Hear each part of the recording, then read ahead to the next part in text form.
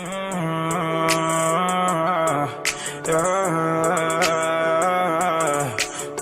trying to get more like I say fuck fame.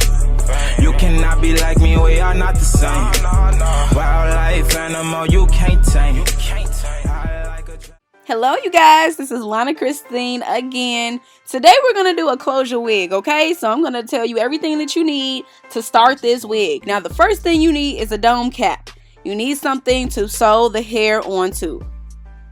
You're definitely going to need some needle and thread. And then you're going to need some scissors to just cut the thread or the weft if need be. You need some hair of your choice. It does not matter what kind. Clips to clip up the hair out of your way. You're going to need some T-pins to hold down the wig cap onto the mannequin head. And some Vaseline because I don't need y'all talking about me being ashy. So let's get on to it. Now, this is going to be part 1 of the wig making process. This is just going to show you how I make the wig. Part 2 is going to be how I customize the wig, which it will include plucking and styling. Now, we are going to place the wig cap onto the mannequin head, and you're just going to make sure it's stretched down, not too far, just so that it fits the head of the mannequin. So we are going to go ahead and sew down the closure first. Now, I'm just showing you exactly how the closure looks. I think this is a 5x5 closure. So it's not the classic, 4x4 closure, but that doesn't matter. You can use any kind of closure that you want. So I'm going to bring the closure a little bit further down than where the wig cap starts, so that, it won't be too far back on the head when you put on the wig. So once I pin down the front, I'm definitely going to do the same thing in the back, just so before I start sewing that it's not uneven, or you just want to place it exactly where you want to sew it down so you won't have any mistakes.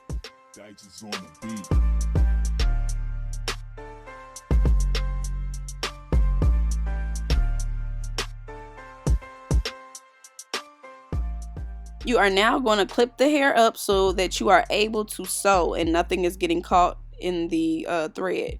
Now I'm using light brown thread only because when you use black it's kind of hard to see. It's just easier for me to see the brown instead of the black. Now I'm going to try to explain this the best way I can, because I do have a technique that I use when I'm sewing a closure or a frontal down or bundles. It doesn't matter. So I sew overhand, I don't sew under, and when I stick the needle in, I go through the thread, and I will show you again in slow motion once I get to the middle of the closure.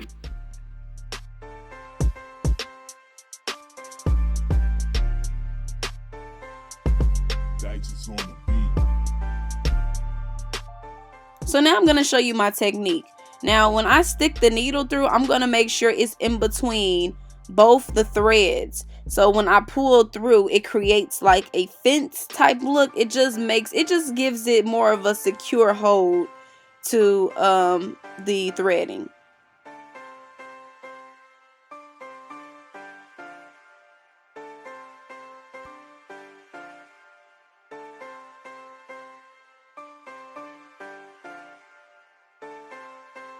Digits on the beat.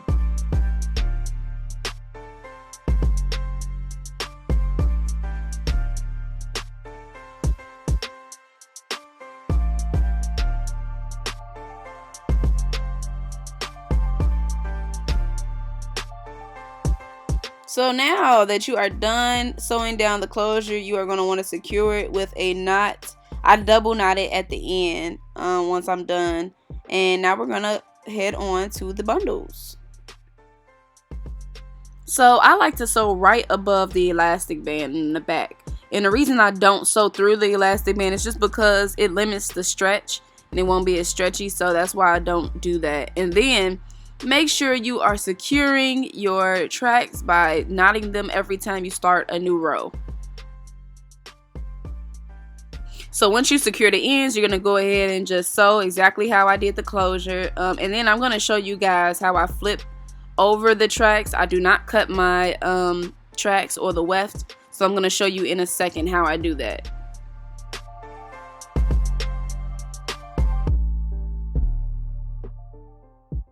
Okay, so now I'm doing my last stitch, and then once I'm done, I'm going to create a knot so it can stay in place exactly where I want it to lay. You're going to lift the thread out of your way and you're going to fold the track. Now the way I do it is I like to push my thumb exactly where I want it to fold, just to, I guess, mold it to that exact spot of where I want it to lay down. And then I'm going to take my thread. Wait, hold on, you guys. I'm about to move you closer so you can see this. Hold on. Come here, girl. You're going to stick the thread or the needle through that corner, and you're just going to go right under the track that you flipped over, not the tracks that you've already sewed down. And then you're going to do the fencing method, which is sticking the needle through the thread, and then you're going to pull through. And then I like to do it again, and then I'm going to create a knot once I'm done.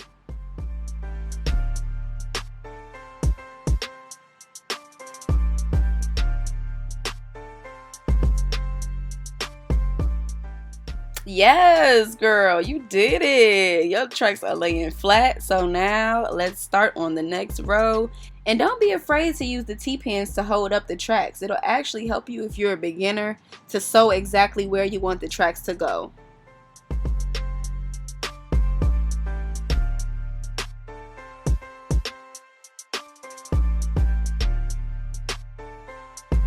Dice is on the beat.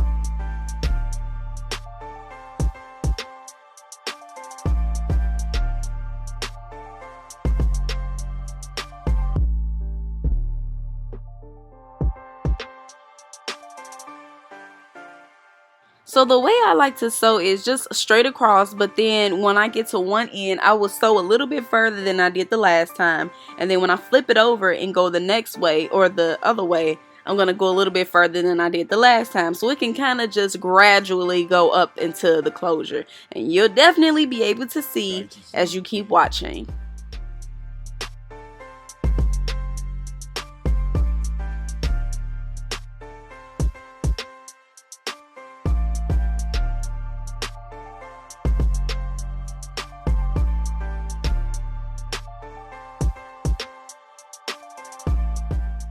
Y'all, do not sleep on this part. You pushing down the track is actually molding it exactly where you want it to lay, which will ensure that it will lay flat when you put on your wig.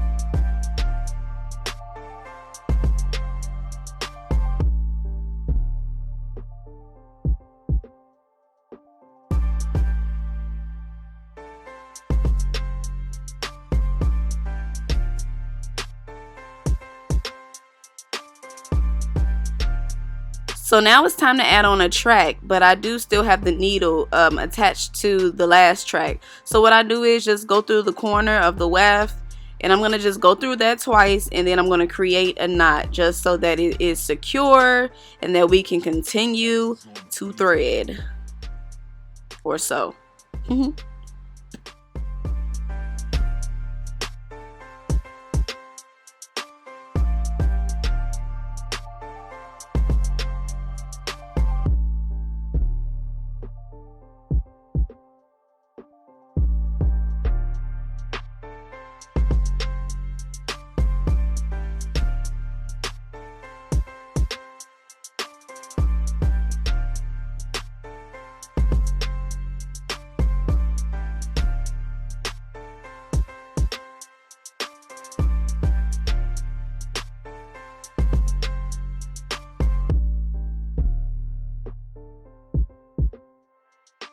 Hey guys, so I want you guys to keep in mind to make sure that you have the same amount of spice.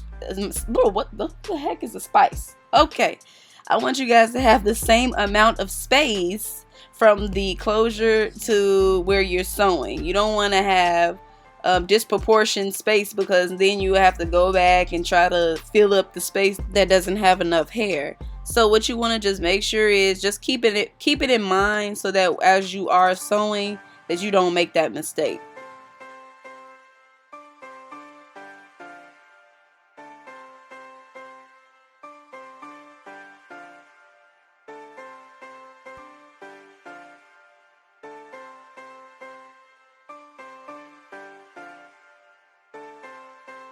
Dice is on the beat.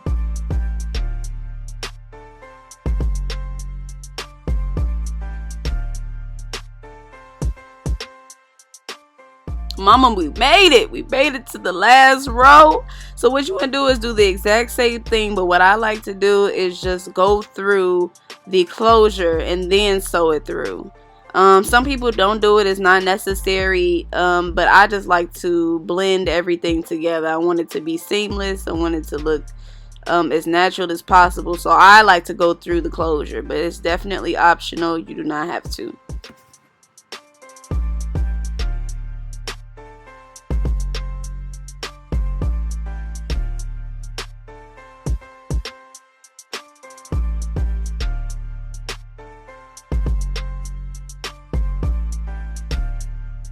So now we are finally done. Please do not forget to double knot the end when you're done sewing.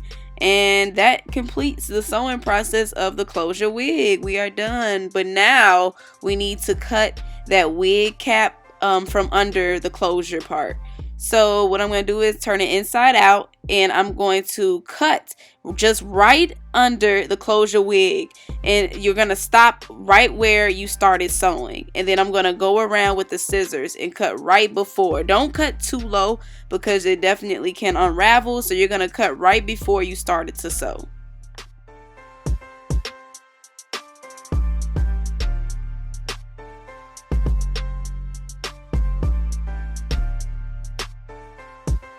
Dice is on the beat.